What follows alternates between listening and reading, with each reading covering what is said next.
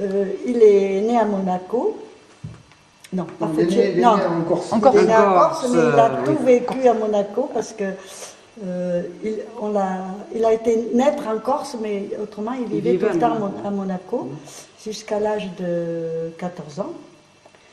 Et à l'âge de 14 ans, son père était un joueur de course de chevaux. Il s'est fait virer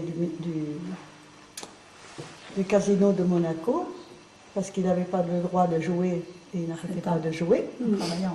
Et bon, il s'est fait virer, donc il est venu à Paris, il avait des relations pour continuer à jouer aux courses aux alentours de Paris, quoi. Et bon, comme ma belle-mère pleurait tout le temps, son fils, il a dit, moi, je veux travailler. Et c'est là que son père l'a fait rentrer dans une imprimerie qui imprimait les cartes, les cartes qu'on offrait pour les communions. Les cartes de communion. Et puis bon, il a trouvé ça très intéressant, et donc il s'est acheté l'orée de la gravure, c'est-à-dire comment on fait la gravure, tout ça. Et bon, il s'est acheté ça, et puis il a fait il s'est appris tout seul, quoi. Il s'est initié. Voilà, il a appris tout seul. Tout seul, il a appris, oui. Et bon, après, il est parti à la guerre. Et en rentrant de la guerre, il y a la galerie Magde, qui est très, très connue, qui fait des grands noms comme... je ne vais pas vous dire, mais... Braque, Côte d'Azur, ça. Oui, Côte d'Azur, oui, tout ça. Oui, tous les grands noms, quoi. Ils lui ont demandé s'il ne voulait pas faire des... Non, lui ont demandé s'il connaissait quelqu'un, un graveur, qui pourrait interpréter des œuvres de Braque, de Chagall, de Miro et tout ça. Alors il a dit, écoutez, je vais voir, et je crois que j'en connais un, il va faire un essai, vous verrez si vous êtes content. Convient ou pas. Voilà. Convient ou pas. Et en fait, C'était le gars, c'était lui. C'était lui.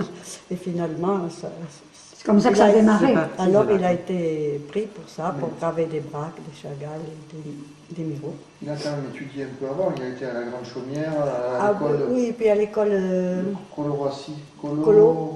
Colorossi, mais non, l'autre. Et l'école, il a été reçu au concours des arts décoratifs. Voilà. L'école nationale des arts décoratifs. D'ailleurs, j'essaie de me procurer le diplôme, mais c'est archivé... Tu parles, oui. Voilà, il faut aller le chercher. Parce qu'il Ministère avait, de la Culture. oui, parce qu'il avait 20 ans. Il était à l'école des arts décoratifs. Et ils lui ont dit, tu devrais te présenter, toi aussi. Oh, lui, il disait, non, je ne suis pas au point. Finalement, il s'est présenté, il a passé le concours et il a été reçu. Voilà.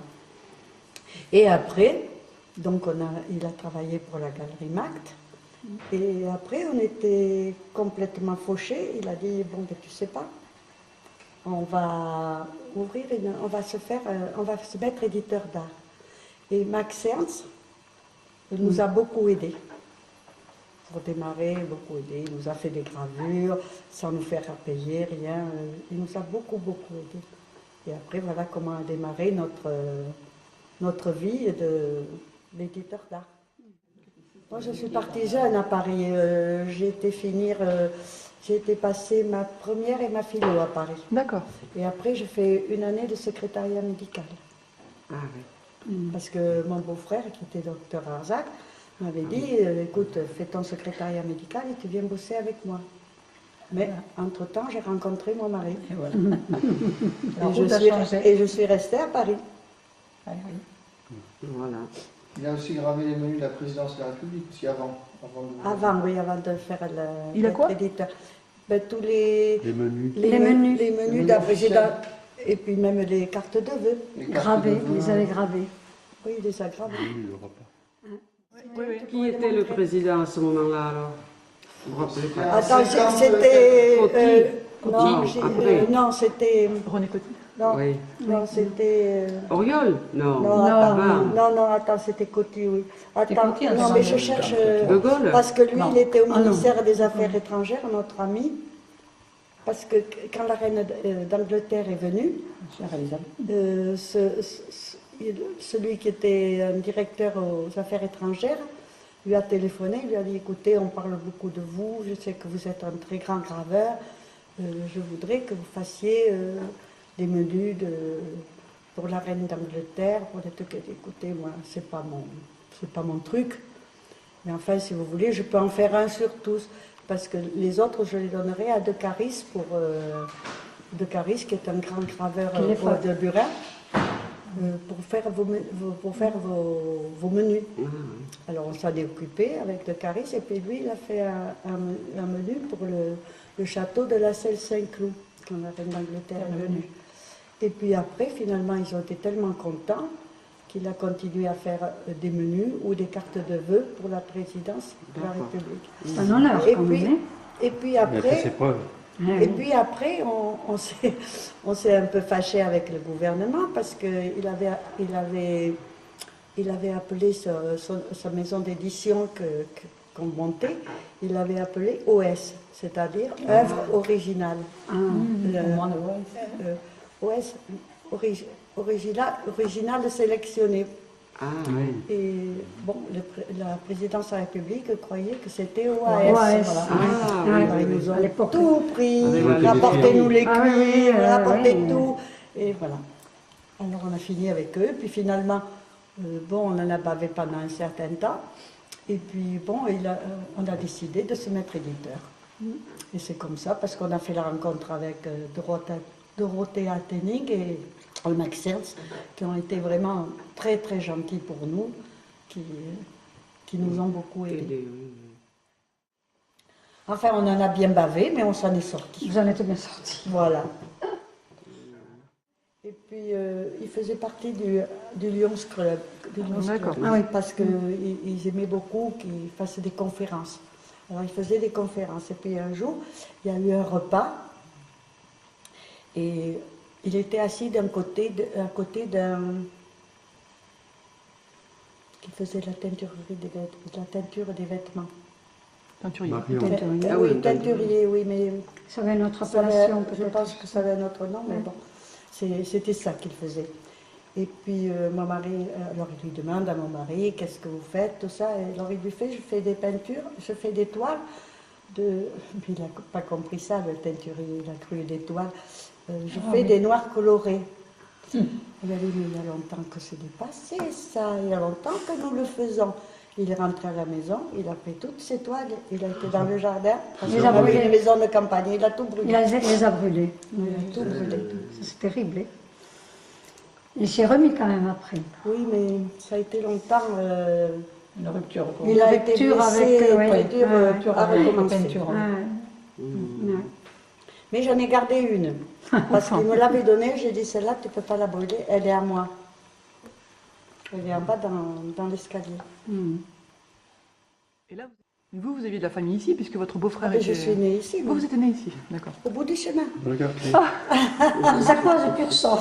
Et quand il a voulu me faire une maison ici, je lui ai dit, on avait été voir à Vigne, il voulait un terrain à Vigne. Ah, j'ai dit, moi, si tu me fais une maison à Vigne, moi, je n'y mets pas les pieds. Moi, si tu veux me faire une maison, c'est à Arzac. Voilà. Alors il a continué à peine une fois arrivé à Arzac. Arrivé ici, oui. Ouais. Oui. Oui, 77. Oui, parce que déjà, il était déjà désolé de venir à Arzac, il s'ennuyait à mourir.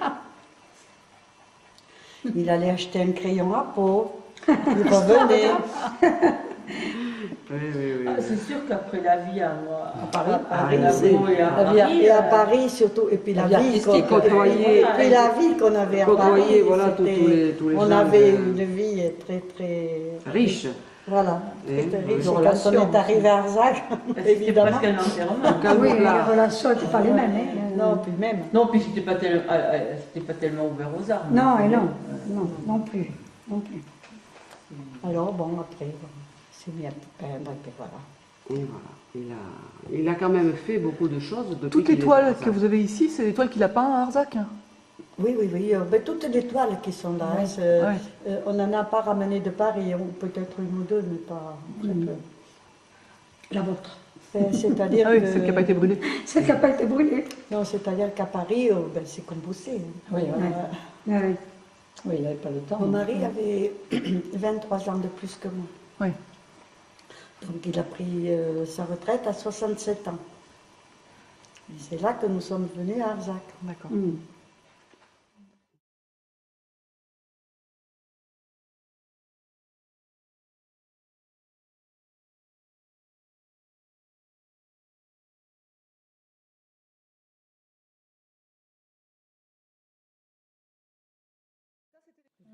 Je sais pas. La première, elle est marquée. Ouais, je vais vous les Visa. dire. C'est de carré marqué Visa. Non, c'est marqué Visa là. Là, c'est marqué Visa. C'est au non, point, non, là. c'est signé dans le cuivre, c'est fait. Ah, Maman, c'est quoi? C'est pas au crayon, c'est signé dans ah le cuivre. d'accord, oui. Oui, c'est gravé dans le cuivre. Quand la reine d'Angleterre a été venue Mais- Oui, mais Oui, mais l'article non, n'est pas daté. L'article, Voilà. c'est pas L'article de. n'est Je crois pas- pas que ce Donc soit ça, de c'est les 50. gravures officielles de l'Élysée encore aujourd'hui. Ouais, aujourd'hui. Ouais. Ah ben si, c'était... Encore Ah oui, mais c'est ça, voilà. C'est... montre les tours. C'est bon, regarde, je vais regarder quand même. Je tiens comme ça. Oh, Donc ça, qu'est-ce c'est que du, c'est c'est du burin, joli, quoi. alors. Oui, burin. Il y a des trous de chaque côté, alors avec des épingles. Avant de sauce, on met des épingles là dans les trous, en mettant un papier dessus qui est mouillé. D'où la difficulté de D'où la l'imprimeur. difficulté. Voilà, il faut mettre les aiguilles dans les trous parce que c'est une deuxième planche pour faire une autre couleur. Faire rien trop couleur. Pour que ça soit où on veut. C'est une Et après, on retire technique les... aussi. Après, on enlève les épingles puisqu'on a piqué dans le trou de l'autre qu'on a imprimé. D'accord. Voilà. Ah.